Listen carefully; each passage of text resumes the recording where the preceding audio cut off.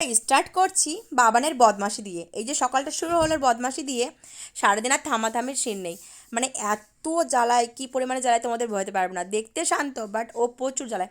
তো good morning everyone, কেমন আছো তোমরা সবাই? আশা করি সবাই খুব ভালো আছে। আমার গলাটা একটু বসে গেছে, ঠান্ডা লেগে গেছে। তো চলো আমি প্রতিদিন কী কী কাজ করি না করি সেটাই আজকে ব্লগটা করেছি। এই ব্লগটা করার একমাত্রাই উদ্দেশ্য, সেটা হচ্ছে অনেকেই বলে যে আমি সারাদিন নাকি শুয়ে বসে থাকি, কোনো কাজ করি না, আর ওই খেয়ে দিয়ে কোনো কাজ নেই তাই ভিডিও করি। তাই তাদের একটু বোঝাতে চাই যে না ভাই, আমি কাজ করি, সারাদিন কী পরিমাণে কাজ করি সেটা ভিডিওটা যারা দেখবে তাহলেই বুঝতে পারবে যে কী হারে কাজটা থাকে। কাজের ফাঁকে টাইম বের করতে হয় ভিডিওর জন্য, আর তার মধ্যে আবার ছোটো বাচ্চা আছে, বুঝতেই পারছো।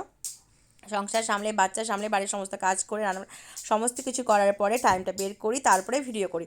ভিডিওটা যে তোমার ভালো লাগার জায়গা, তার জন্য ভালোবেসে করি। এমন না যে সংসারের কাজ ফেলে রেখে বা রান্নাবান্না বন্ধ দিয়ে বা সবাই পেটে খাবার না দিয়ে সবাইকে কষ্ট দিয়ে তারপর ভিডিও করি, এরকম কখনোই না।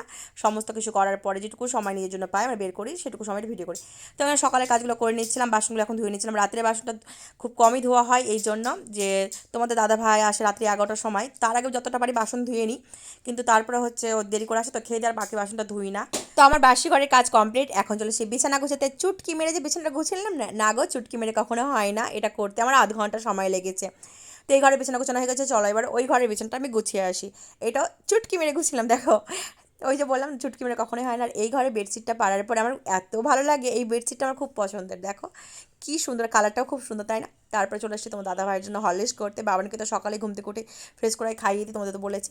ও হরলিক্স খায় তো ওকে হরলিক্স দিয়ে দিচ্ছি। আমি হরলিক্স খাই না, আমি হরলিক্স খাই না, আমি খাই চা। সকালবেলা যদি চা না পাই আমি কিন্তু কোনো কাজের এনার্জি পাই না। তো সকাল সকাল একটু চাটা লাগে। আগে বাবান হওয়ার আগে পর্যন্ত আমি স্নান করে পুজো করে তারপরে চা খেতাম, বাট এখন পারি না। এখন অনেকটা সময় লেগে যায়, আর বাবানের পিছনে দৌড়ঝাঁপ করতে করতে না আমার প্রচুর খিদে পেয়ে যায়, তার জন্য সকাল সকাল চাটা খেয়ে নিই আমি। তারপরে চলে এসেছিলাম এখন কাপড় কাচতে। আমার বাড়িতে কিন্তু কোনো ওয়াশিং মেশিন নেই, তাই আমি হাতেই কাপড় কাচি। আর কোনো হেল্পিং হ্যান্ডও নেই, তাই নিজের কাজ নিজেকেই করতে হয় সমস্ত। দেখতে পাচ্ছ কাপড়গুলো, ছোটো বাচ্চা থাকলে যা হয় আর কি। এমনিতেও প্রতিদিন প্রায় কম বেশ অনেকগুলো করেই কাপড় হয়, তো এখানে আমার কাপড় কাচা হয়ে গেছে। তো সান্দানো কমপ্লিট হয়ে গেছে। তো এখন যাবো হচ্ছে কাপড় মেলতে। তো এই কাজগুলো শুধু আমার একার না, এটা হচ্ছে প্রতিটা বাড়ির বউদের, কিন্তু সংসারে কিন্তু এতটাই কাজ থাকে, যারা সামনে থেকে না দেখবে বা তারা বুঝতে পারবে না। এত কাজ করার পরে বাড়ির বউদের একটা কথা শুনতে হয়, সারাদিন শুয়ে বসে থাকো, করোটাকে। কিন্তু না না, আমার হাজব্যান্ড কখনো আমাকে কথাটা বলেনি, কারণ ও ভালো করেই জানে আমার সংসারে কতটা কাজ থাকে, কতটা করতে হয়। বাইরের লোকরা বেশি বলে, যেহেতু সারাদিন শুয়ে বসে থাকে, কোনো কাজ নেই, খায় দায় ঘুমায় আর ভিডিও করে। না ভাই, তাদের দোষে একটাই কথা বলতে চাই যে সংসারে কী পরিমাণে কাজ থাকে সেটা তোমার না দেখলে বুঝতে পারবে না। আর ভেবো না যে ভিডিও করার জন্য এতগুলো কাজ করছে, এটা আমার পার ডে রুটিন। সকাল থেকে শুরু হয় একদম রাত পর্যন্ত যা যা করি সেটাই তোমাদের ভিডিওতে দেখাচ্ছে। আর দেখো কাপড় মেলতে মেলতে আমার অবস্থা দেখো, পুরো ঘেমে স্নান হয়ে গেছে, যা গরম আর যা রোদ্র তেজ। চলো এবার ফুলগুলো তুলে নিই, পুজো করতে এখন আর বাকি আছে তো, তাই না? আর নিজের গাছের ফুলের ফুল তুলে পূজা করতে এত ভালো লাগে কি বলার কথা না। দেখছো কি সুন্দর সুন্দর ফুলগুলো ফুটেছে, এটা হচ্ছে মিনি টগর। চলো তোমাদের একটা জিনিস দেখে, আমাদের ছাদ থেকেই নিচের ভিউটা দেখতে আমার এত ভালো লাগে। যখন ছাদে আসি আমি এখানে 2 মিনিট দাঁড়িয়ে থাকি, কী যে ভালো লাগে তোমাদের বলে বোঝাতে পারবো না। চলো আমার ফুল তোলা কমপ্লিট হয়ে গেছে, এখন করবো হচ্ছে পুজো। তার ফাঁকে তোমাদের চলো বাবার কেউ দেখায়। এই দেখো বাবুকে একটা চিপসের প্যাকেট ধরে বসে রেখেছি, যা পরিমাণে জ্বালাচ্ছে কি বলার কথা না। তো এখানে আমার পুজো দেওয়াও হয়ে গেছে। তো এখন করবো সকালে জলখাবার রেডি, তারপর আবার বাবাকে স্নান করানো, খাওয়ানো, ওগুলো তো বাকি আছেই। তো চলে এসেছি পাস্তা বানাতে, সকালে জলখাবার আজকে পাস্তা করব। তো এই যে আমার পাস্তা রেডি হয়ে গেছে, এটাও কিন্তু 2 মিনিটে হয়নি। যতটা মনে হয় ভিডিও যে তাড়াতাড়ি হয়েছে, তাড়াতাড়ি হয় না, কারণ একটা সময় লাগে। পাস্তা করা হয়ে গেছে, তারপর আমি বাবাকে স্নান করিয়ে দিয়েছি, খাইয়ে দিয়েছি, ওগুলো আর ভিডিওতে নিচ্ছি না, কারণ স্নান করানো খাওয়ানোর ভিডিও আমি খুব একটা দেখাই না বাচ্চার। তো এই যে খাওয়া দাওয়া সমস্ত কমপ্লিট হয়ে গেছে, এখন আমি আবার করবো হচ্ছে রান্না। আমাদের মেয়েদের বেশিরভাগ সময়টা কিন্তু রান্নাঘরেই কেটে যায়, সকাল থেকে, সকালের দুপুরে রাত্রে এই করতে থাকো। তারপরে এই যে আবার দুপুরের জন্য আমি এখানে সবজি কেটে নিয়েছি, আর এখানে করছে হচ্ছে লুচিটা করছি তোমার দাদা ভাইয়ের জন্য। আর ওর যেহেতু সুগার আছে, তো মাঝে মাঝে ওকে একটু আর লুচি টুচি এসব করে দিই, কারণ ভাত খাওয়া তো খুব একটা ভালো না, তার জন্য। লুচি হয়ে গেছে, আর করেছি হচ্ছে যেখানে পেঁয়াজি করেছি তরকারি, আর একটু করেছি হচ্ছে বেগুনি। এখনও রান্না কমপ্লিট হয়নি। আর এই যে বাবানকে আমি এখানে বসিয়ে রেখে রান্না করছি, কারণ তোমার দাদাভাই আছে দোকানে আর বাচ্চারা আছে স্কুলে। তোমার দাদাভাই নিয়ে যায়, মাঝে মাঝে নিয়ে যায়, যখন যখন সময় পায়, বাট আজকে একটু সময় পায়নি তাই নিয়ে যায়নি।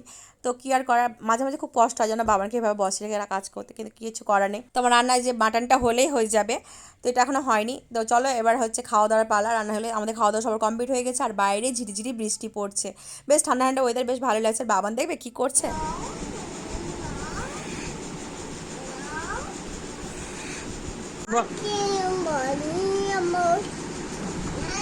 তো দেখতেই পেলে বাবু এখন পড়াশোনা করছে, ততক্ষণ আমি চলো কাপড়টি গুছিয়ে নিই।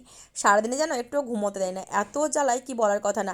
আর আমি যখন কোনো কাজ করি হয়তো তখন একটু আধ ঘন্টা 1 ঘন্টা ঘুমিয়ে নিল, তারপর আমি আবার যখন ভাববো একটু ঘুমোতে যাই বা একটু বসি, তখনই ওনার পটি পেয়ে যায়, না হলে জল ফেলা লেগে যায়, মানে কোনো না কোনো বদমাশি শুরু হয়ে যায়। এখন বাজে হচ্ছে সন্ধ্যা হয়ে গেছে, আর এখন দেখো বাবু এখন ঘুরতে যাওয়ার বায়না ধরেছে। তো চলো ওকে খাইয়ে দিয়েছি, রেডি করে দিয়েছি, যাই একটু আমাদের দোকান থেকে একটু ঘুরিয়ে নিয়ে আসে, তারপর আবার রাতে রান্না করতে হবে। তো আবার লেগে পড়েছি রাতের ডিউটিতে। এখন করবো হচ্ছে সোয়াবিনের তরকারি, তো আমার কাটাকুটি হয়ে গেছে। আর পেঁয়াজ কাটতে গিয়ে আমার চোখের অবস্থা দেখো, পুরো কেঁদেটে দেখাকার অবস্থা। আমাদের মেয়েদের কী বলতো, বেশিরভাগ সময়টা কিন্তু এই রান্নাঘরেই কেটে যায়, তাই না বলো? তো এই যখন তরকারিটা করে নিচ্ছি, আর বাবান এত আমাকে জ্বালাচ্ছিল কি বলার কথা না, তো ওকে বাধ্য হয়ে ওকে কোলে নিয়েই আমাকে রান্না করতে হচ্ছে। আর ওর একটা নিয়ম কি জানো, যখন আমি বসতে যাই বা কিছু করতে যাই তখন ওনার পটি পেয়ে যায়, মানে আমাকে শান্তিতে একটু বসতে দেবে না। আর সব থেকে বড় কথা, আমাকে দিনের মধ্যে যে কতবার বাড়িঘর পরিষ্কার করতে হয়, ঘরদোর মুছতে হয়, তাও মানে বলার কথা 14-15 বার যেন বাড়িঘর মুছতে হয়। যেখানেই জল পায়, যেখানেই বোতল দেখতে পায়, সেখানেই জল উল্টে দেয়।